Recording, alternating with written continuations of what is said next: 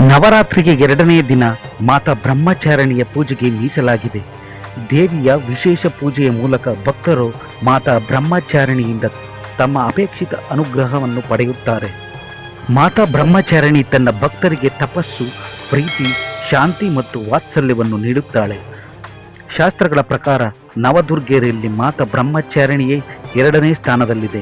ಅವಳ ರೂಪ ತುಂಬ ಸುಂದರವಾಗಿದೆ.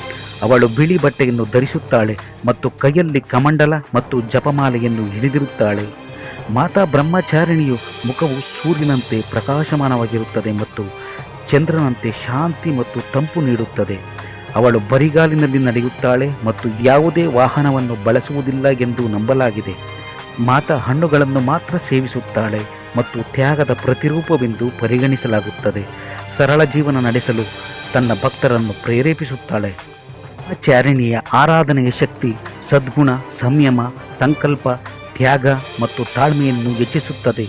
ಮಾತಾ ಬ್ರಹ್ಮಚಾರಿಣಿಯ ಅನುಗ್ರಹದಿಂದ ಅವರ ಭಕ್ತರು ತಮ್ಮ ಜೀವನದಲ್ಲಿ ಎಲ್ಲ ಅಡೆತಡೆ ಮತ್ತು ಸವಾಲುಗಳನ್ನು ಎದುರಿಸಲು ಸಾಧ್ಯವಾಗುತ್ತದೆ. ಬ್ರಹ್ಮಚಾರಿಣಿ ಮಾತೆಯ ಅನುಗ್ರಹದಿಂದ ಮಾನವರು ತಮ್ಮ ಆಂತರಿಕ ಶತ್ರುಗಳಾದ ಕಾಮ, ಕ್ರೋಧ, ಲೋಭ, ಮೋಹ, ಮದ, ಮತ್ಸರಗಳನ್ನು ಸೋಲಿಸಲು ಸಮರ್ಥರಾಗಿದ್ದಾರೆ. ಅವರ ಕೃಪೆಯು ಎಲ್ಲ ಇಷ್ಟಾರ್ಥಗಳನ್ನು ಪೂರೈಸುತ್ತದೆ.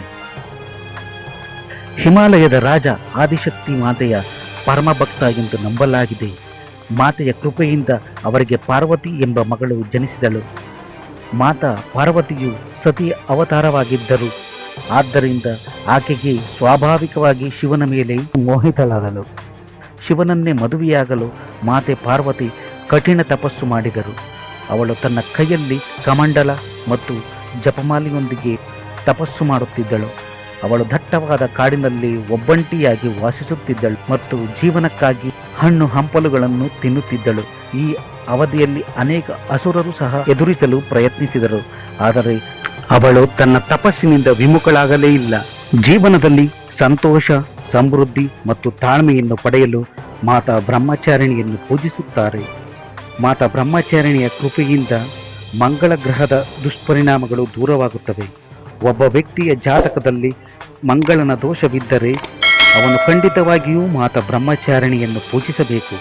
ಜೀವನದಲ್ಲಿ ಯಶಸ್ಸು ಮತ್ತು ದೊಡ್ಡ ಗುರಿಯನ್ನು ಸಾಧಿಸಲು ಬಯಸುವವರು ಬ್ರಹ್ಮಚಾರಿಣಿ ಮಾತೆಯ ವಿಶೇಷ ಆಶೀರ್ವಾದ ಖಂಡಿತವಾಗಿ ಪಡೆಯಲೇಬೇಕು. ಇದಿಷ್ಟು ಬ್ರಹ್ಮಚಾರಿಣಿಯ ಕಿರುಪರಿಚಯ. ಧನ್ಯವಾದಗಳು.